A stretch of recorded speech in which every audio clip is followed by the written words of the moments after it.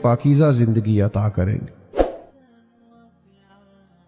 زندگی بھی سنور جاتی ہے نیک اعمال کے ساتھ، اگر کردار بہتر ہو، اعمال اچھے ہوں، احتیاط کے ساتھ انسان چلے تو اس کی زندگی میں سکون اور ٹھہراؤ آ جاتا ہے۔ اور اگر زندگی مطمئن ہو، اطمینان والی ہو، اعمال والی ہو، بیکار وقت ضائع نہ کیا جائے، تو قبر کا معاملہ بھی بڑا بہتر رہتا ہے۔ میں اور آپ جس زمانے میں وقت گزار رہے ہیں، یہاں زیادہ تر ہمارا وقت بیکار گزر جاتا ہے، ضائع ہو جاتا ہے۔ بعض لوگ ایسے ہوتے ہیں جو سنجیدگی کا مظاہرہ نہیں کرتے، سمجھدار ہوتے ہیں، معاملہ فہم ہوتے ہیں، اللہ نے نعمتیں بھی دے رکھی ہوتی ہیں، اور سارا وقت غیر سنجیدہ گزر جاتا ہے، ادھر چلے گئے، ادھر بیٹھ گئے، وہاں نکل گئے۔ نقصان یہ ہوتا ہے کہ آنکھیں اس وقت کھلتی ہیں جب آنکھیں بند کرنے کا ٹائم آ جاتا ہے، اس وقت فائدہ کوئی نہیں ہوتا۔ تو اگر تھوڑا سا اپنے اوپر تھوڑی سی توجہ کی جائے، اپنے آپ کو تھوڑا ٹائم دیا جائے اور اپنے اوپر تھوڑی جمع تقسیم کی جائے، تو اندازہ ہوگا کہ بہت سارے اپنے تو ہمارے ہاتھوں سے نکل کے چلے گئے۔ تو ایسا تو نہیں ہے کہ بس انہوں نے جانا تھا تو ہم نے نہیں جانا، یہ ایک ترتیب ہے، اور ترتیب سے سب اپنے اپنے وقت پر رخصت ہو جائیں گے۔ اب یہ بات یاد رکھیے گا کہ اپنی آخرت کو بہتر کرنے کے لیے، آخرت کو، دنیا میں انسان نے رہنا ہوتا ہے تھوڑے ٹائم کے لیے، بڑی محنت کرتا ہے، ایک بلب بھی خراب نہیں ہونا چاہیے، اے سی کی کولنگ بھی کم نہیں ہونی چاہیے، جناب بیڈ پر اور بستر پر ذرا سا دھبا بھی نہیں ہونا چاہیے۔ تو تھوڑی دیر کے لیے رہنا ہے تو اتنا بندوبست کر رہے ہیں، تو جس قبر میں ہزاروں لاکھوں سال رہنا ہے اس کے لیے بھی تھوڑا بہت بندوبست کر لینا چاہیے، جدوجہد کر لینی چاہیے۔ اس کے لیے ذرا کام نہیں کرتے، حالانکہ دین یہ تھوڑی کہتا ہے کہ آپ کاروبار چھوڑ کے اور سارے تجارت چھوڑ کے محض آ کے مسجد میں بیٹھ جائیں تو پھر ہی آخرت کی تیاری ہوگی۔ دین کہتا ہے بس اپنے معاملات صحیح سر انجام دو۔ نبی کریم علیہ السلام نے فرمایا جو سچ بول کے تجارت کرے نا، آپ کی توجہ ہے میری بات پر، اللہ تعالیٰ آپ کو مہنگے مہنگے موبائل دے، کبھی کبھی چھوڑنے بھی چاہیے، کوئی فرق نہیں پڑتا۔ یہ 20-25 سال پہلے نہیں ہوتے تھے، سارے کام ہی ہوتے تھے اللہ کے فضل سے، کوئی کام رکتا نہیں تھا، ساری دنیا چلتی تھی۔ 2-4 منٹ کی بات ہے، آپ ذرا توجہ کریں میری بات پر، اور بات چونکہ اپنی نہیں ہے، اللہ رسول کی ہے، لہذا غور سے سننے والی۔ اس بات کو اچھی طرح سمجھیے گا اور غور کیجئے گا کہ اسلام یہ کہتا ہے کہ آپ اپنے کام ہی دیانتداری سے کریں، آپ تجارت ہی کریں، کاروبار ہی کریں، لیکن نبی کریم علیہ السلام نے فرمایا جو سچ بول کے تجارت کرے گا نا، کر دکانداری رہا ہے، کر تجارت ہی رہا ہے، فرمایا اگر سچ بول کے تجارت کرے گا تو اللہ قیامت کے دن نبیوں کے ساتھ جگہ عطا فرمائے۔ حضرت معروف کرخی رحمت اللہ تعالی علیہ کے پاس لوگ آ گئے بغداد شریف کے جمع ہو کے، نے کہا حضرت بارش نہیں ہوتی، قحط پڑ گیا، آپ دعا کر دیں۔ تو حضرت معروف کرخی رحمت اللہ علیہ فرمانے لگے یہ جو میری خانقاہ کے، مدرسے کے، مسجد کے باہر کریانے والا نہیں، اس سے دعا کراؤ بارش ہو جائے گی۔ تو وہ سارے جانتے تو ہوتے ہیں محلے میں کریانے والا گاؤں میں کون ہے، وہ تو بھئی ہمارا کلاس فیلو ہے، کسی کا کزن ہے، کسی کا کچھ لگتا ہے، یہ دعا کرے گا تو بارش ہوگی۔ حضرت نے فرمایا تمہیں کہا نا دعا کراؤ بارش ہو جائے گی۔ لوگ اس کے پاس گئے تو وہ کہنے لگا یار میں تو سادہ سا آدمی ہوں، شیخ سے دعا کراؤ، کہنے لگے انہوں نے بھیجا ہے۔ اس نے ہاتھ اٹھا دیے، کہنے لگا اے اللہ تیرے بندے آئے ہیں اور کہتے ہیں تیرے بندے نے بھیجا ہے، تو کریم ہے اپنے بندوں پہ بارش برسا دے۔ کہتے ہیں ابھی دعا مکمل نہیں ہوئی تھی کہ بارش آ گئی۔ تو وہ جو کچھ صاحب دل لوگ تھے وہ واپس حضرت معروف کرخی کی بارگاہ میں گئے، عرض گزار ہوئے حضور یہ کوئی رات کو الگ سے آ کے تہجد پڑھتا ہے، کوئی خانقاہ میں کوئی الگ سے وظائف کرتا ہے کیا؟ مثلاً یہ کرتا ہے کہ اس کی دعا میں اتنی قبولیت؟ تو آپ فرمانے لگے کچھ بھی نہیں کرتا، 5 نمازیں پڑھتا ہے، اتنا ہی کرتا ہے جتنا تم کرتے ہو۔ تو کہ حضور پھر اتنی قبولیت کے ہاتھ اٹھائے اور فوراً بارش آ گئی۔ آپ فرمانے لگے بات صرف اتنی ہے کہ 35 سال ہو گئے میرے مدرسے کے باہر دکان کرتا ہے، میں نے جب بھی دیکھا ہے سودا پورا تولتا ہے، گاہکوں کے ساتھ سچ بولتا ہے، ملاوٹ والی چیز نہیں بیچتا۔ تو جو 35 سال اپنے رب کی مانے نا، وہ جب ہاتھ اٹھا لے تو اللہ بھی اس کی مانتا ہے۔ تو بھائی اپنے ہی کام تھوڑے درست کر لیے جائیں۔ یاد رکھیے گا، ہم جو سرمایہ چھوڑ کے جائیں گے وہ بچے کھائیں گے، لیکن حساب ہم دیں گے، بچے نہیں دیں گے۔ انہوں نے غلط کمایا نہیں نا، وہ تو ہم نے کمایا۔ اس لیے میاں صاحب نے کہا کہ وہ جنہ لی تو پاپ کمائے وہ کتھے نہیں تیرے کر دے، بلا ان کو، اب حساب کا وقت آ گیا۔ تو محتاط وقت گزاریں، اپنے آپ پر تھوڑا غور کریں، غیر سنجیدگی سے نکل آئیں۔ یہ جو ہمارے پاس تھوڑے تھوڑے پیغامات آتے ہیں نا موت کے، یہ موت کے پیغام ہوتے ہیں۔ حضرت ابراہیم علیہ السلام نے عرض کیا تھا مالک، حضرت اسرائیل کو بھیج دیا، پہلے کوئی پیغام ہی نہیں بھیجا۔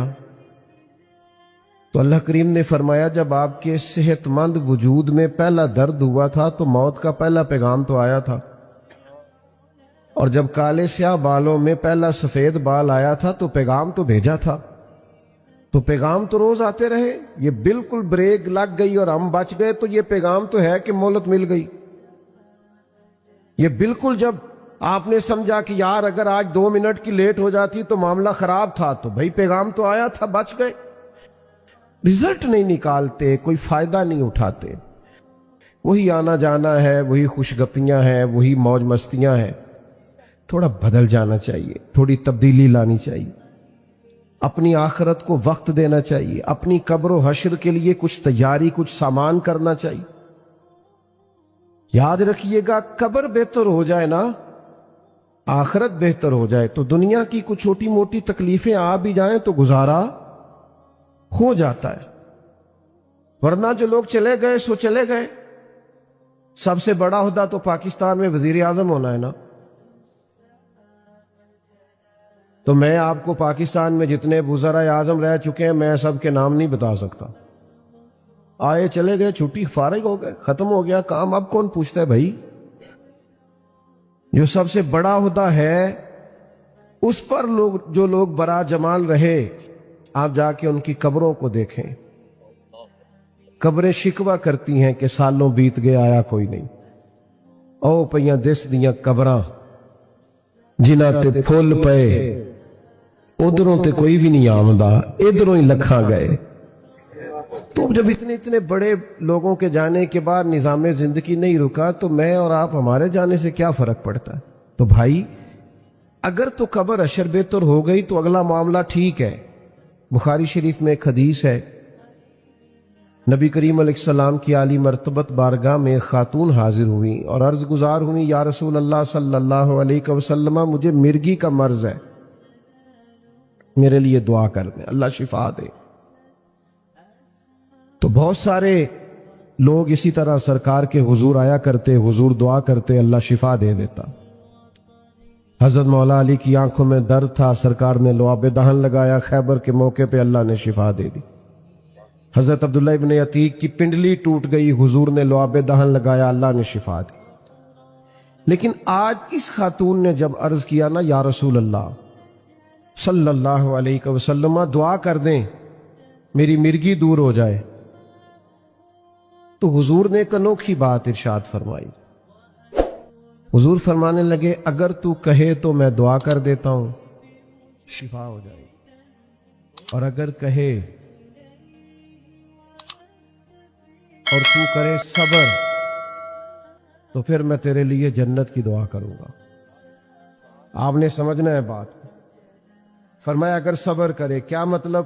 کہ مرگی کے ساتھ ہی گزارا کرے،